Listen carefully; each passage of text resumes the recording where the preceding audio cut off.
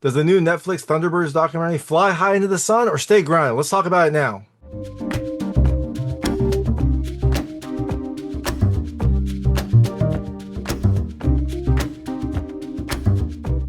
Hey everyone, it's David Stark from Watcher Pass. And I'm here to talk about Air Force Elite Thunderbirds, which is coming to Netflix on May 23rd, 2025. It is a new documentary about the Air Force's elite flying squadron, the elite air show, aerial acrobatic flying squadron, the Thunderbirds. They tour across the country doing air shows, amaze people, and this goes into what that process is like, what it's like to train up a squadron, and then some of the grueling effort that it takes to go and perform for 250 days out of the year.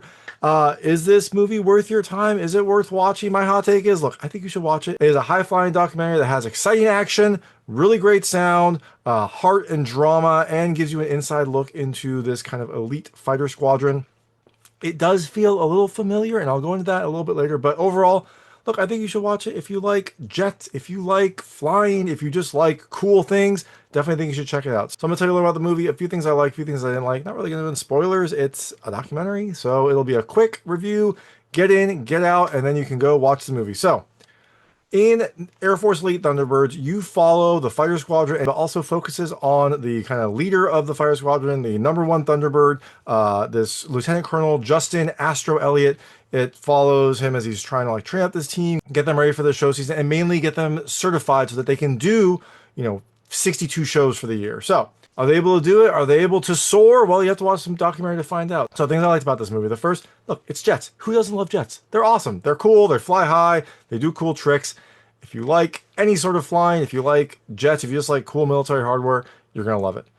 Second thing I loved, great sound. I mean, you get the roar of the engines, the like zooming of jets. You get all the cool sounds you would expect. It's kind of like you're in an air show. So if you see it, make sure you have a really good sound system because you're going to love it.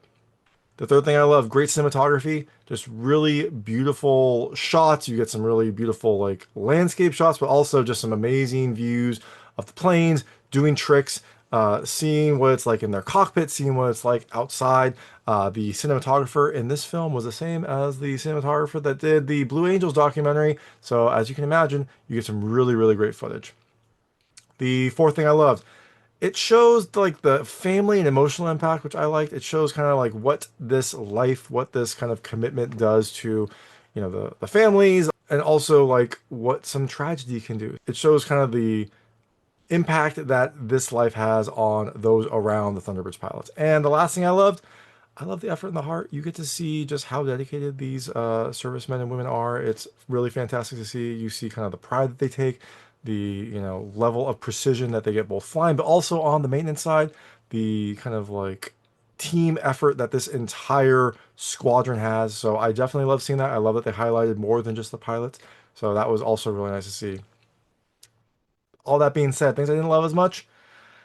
It's kind of neutral. It feels familiar. It feels very much like the Blue Angels documentary. I mean, that came out 1 year ago. It follows a similar pattern. You follow, the squadron as they're getting ready for the show season, going through the trials and tribulations of training, and then seeing the kind of like grueling effort it takes to get through an entire season of flying.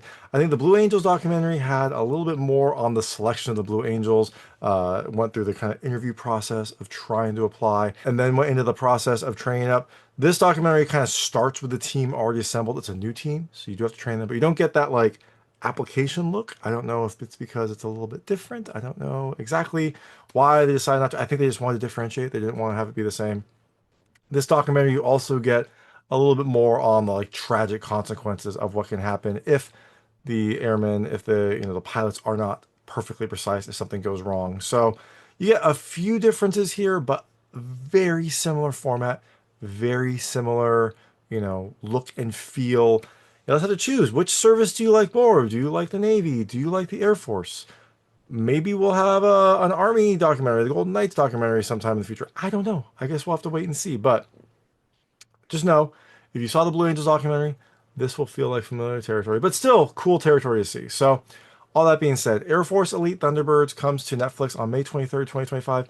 Definitely check it out. It is a really fascinating documentary. You get to an inside look into this elite squadron, and you get some really amazing aerial tricks and views. So If you do see it, let me know what you think. Let me know what you liked and didn't like. I'd love to hear it. And thanks so much for watching. If you like this review, please like and subscribe to this channel. It helps me a lot. Make sure all my new content goes straight to you. Thank you.